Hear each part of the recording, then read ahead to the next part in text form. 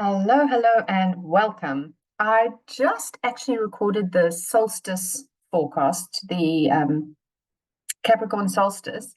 And so if you're finding this video first, it may be interesting to look at the Capricorn solstice because that was on the 22nd of the month, and this is on the 27th of the month, December 2023.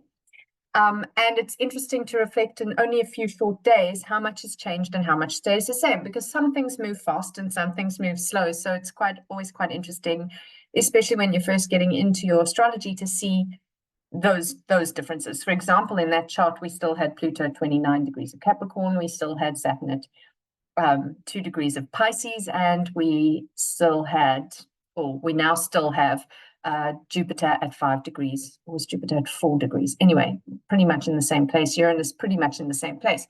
However, the sun and moon have moved substantially.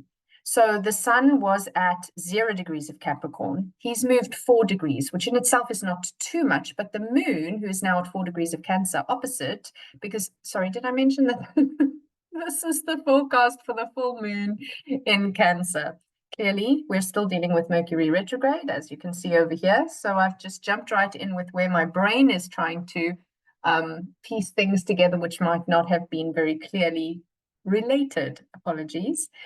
So it's the full moon in Cancer forecast. So the full moon has now reached opposite the sun, but a few days prior, on the 22nd, this is the 27th, at the solstice point, the moon was at 0 degrees of Taurus over here. So in just a few days, the moon has managed, she's the fastest moving body we have, and she's managed to move her way all the way over here. So some of the things that I did mention in that forecast will still be true for this forecast because it's only a few days. And so when we're speaking about Pluto, that will relate. Saturn, a little bit less so, because Saturn's real dynamic, and that was between Saturn, Sun, and Moon. Now the Moon is not really in that same kind of an energy. It's now in a more of a trine. It was in a sextile, so still getting on with, still working nicely together. The energy of the Sun has moved closer to Jupiter, so this is getting even further enhanced, the Sun trine Jupiter. And Jupiter is, the trines are 120-degree aspect between planets are of the nature of Jupiter. So they have this beautiful, harmonious, expansive kind of energy. And Jupiter is by far and away the biggest planet in our solar system, and the sun is our greatest light. So this beautiful trine dynamic between the two of them, which we saw at the solstice point, but is now getting even further enhanced by this full moon, is really lovely, very earthy, very grounded, all the things that I would have mentioned then as well. It has a practicality to it and really powerful. One of the things I wanted to just point out that I find quite interesting, which brings Mercury into the mix here, is that at the point of the solstice, Mercury was this side of the sun and about to connect. They were heading towards one another. Mercury was at 1 degree, 1.5, and the sun was at 0.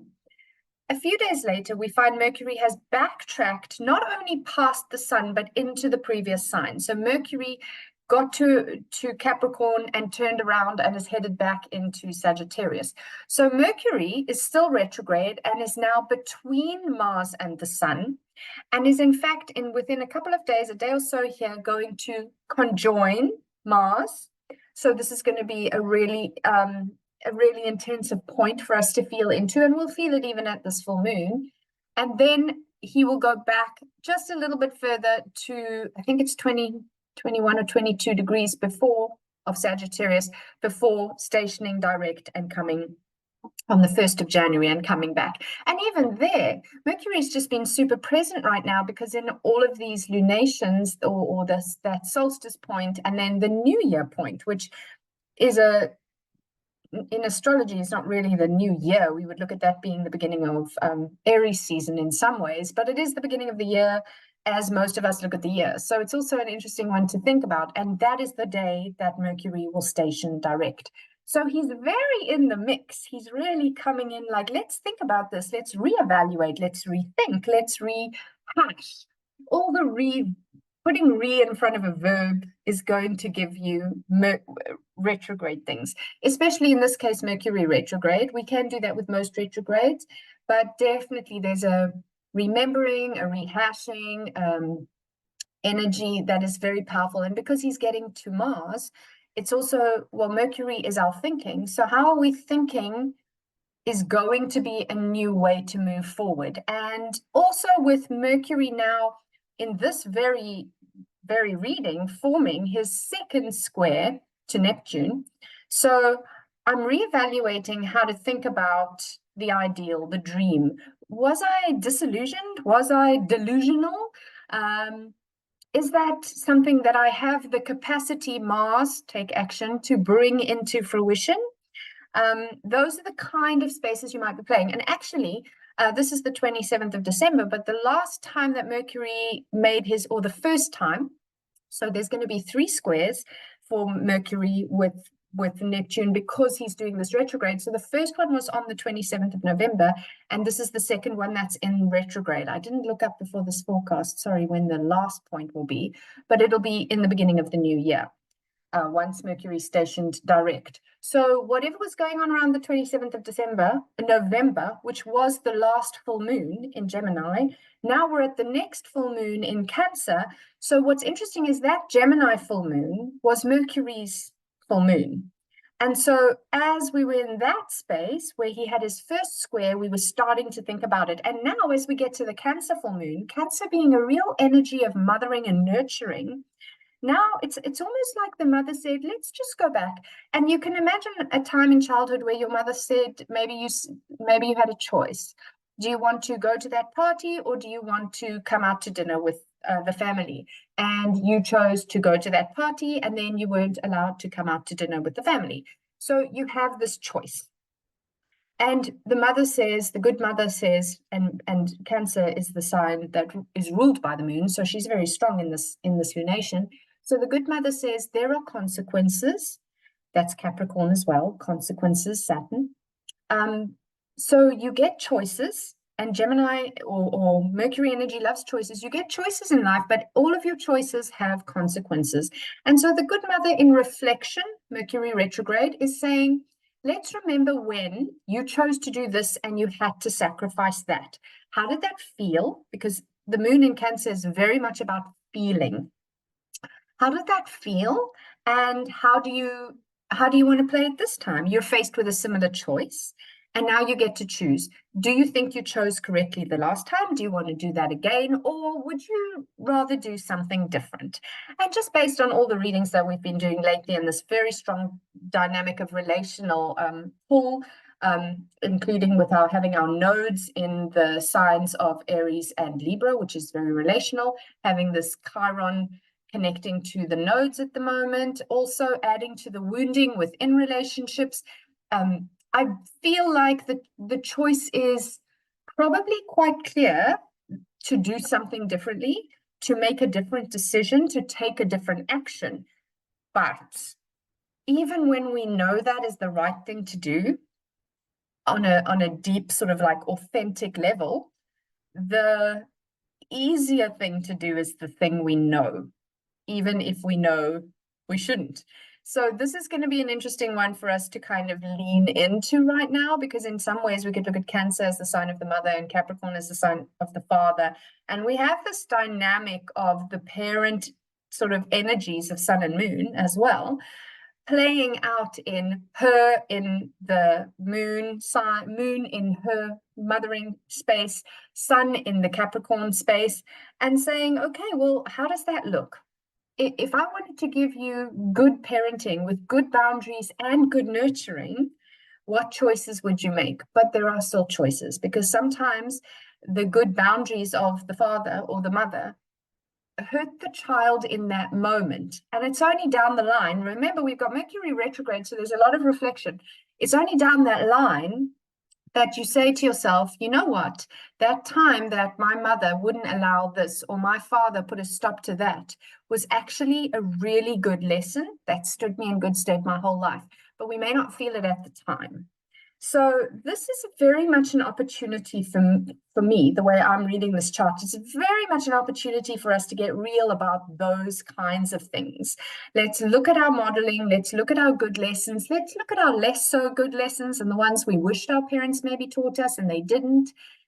Let's look at how we're parenting. If you're a parent of human children, then look at that, or even a fur family. But not only that, parenting yourself. Because in order to do well within relationships, in order to do better in relationships, you need to be solid and centered in yourself. You need to know who you are. You need to own your shit as well as your glory.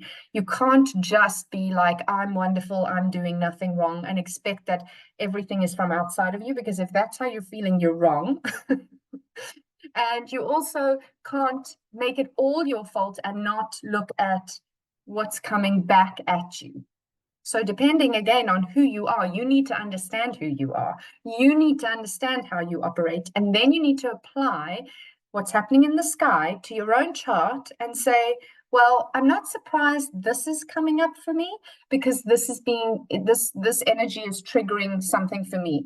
And like I always say, if you take these literally into your own chart, so if you have something around the early degrees of Cancer or of Capricorn, or even the other cardinal signs of Aries and Libra, then you may feel this even more strongly, because now you're being pushed to really address it. Not only that, if you look at the late degrees of the mutable signs, because Mercury and Mars are conjunct in late Sagittarius, so you might want to look at the late degrees. For example, if I applied this to my chart, my sun is at 26 degrees of Gemini. So that is opposite Mercury retrograde at this time, and basically opposite Mars as well. So for me, I know I'm going to have some lesson show up here. I know I'm going to have some deep, profound reflection, because it's opposing my sun.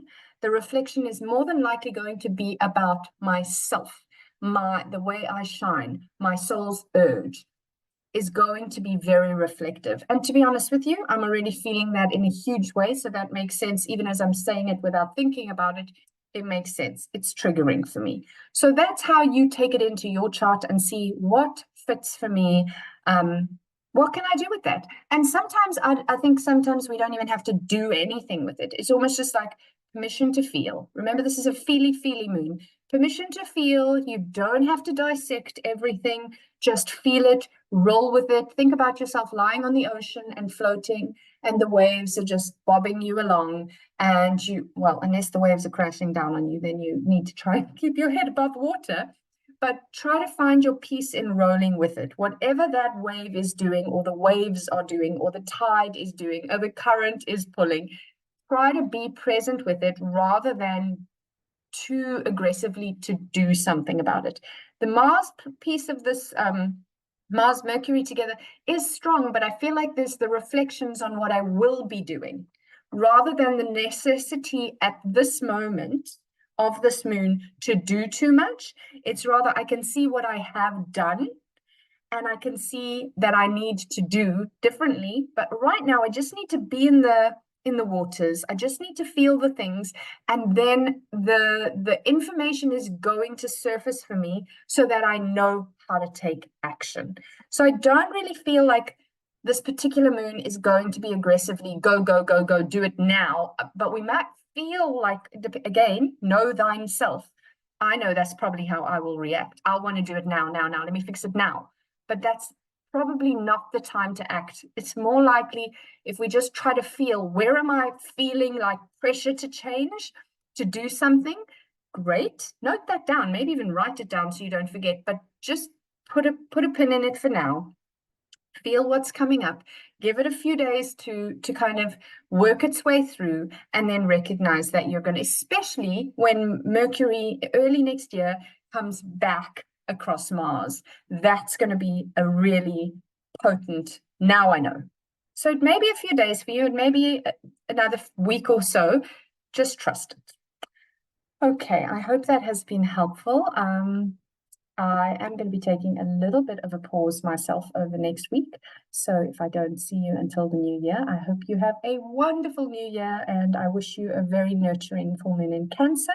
And thank you for all the love and support that I get from my community. I appreciate all the likes, shares, comments, the subscribes, the follows, you name it, it all helps me. And please remember that I am offering my Udemy courses for free.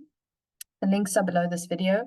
If you are trying to get any link issues and you have any trouble with anything working, please just message me in the chat and I will check, because I did have somebody who had a struggle with a link. So let me know. Please don't be afraid to ask and I will get back to you, because I'm gifting all my Udemy courses over the month of December. And there are several of them. You can do moon phases made simple, you can do crystals made simple, aromatherapy made simple, journaling made simple, or meditation made simple courses, and absolutely free through Udemy for this month with the coupon that I have provided down below. And if you have any trouble with it, I can re-provide it for you. So let me know and have a beautiful last full moon of the year. Thank you so much for watching.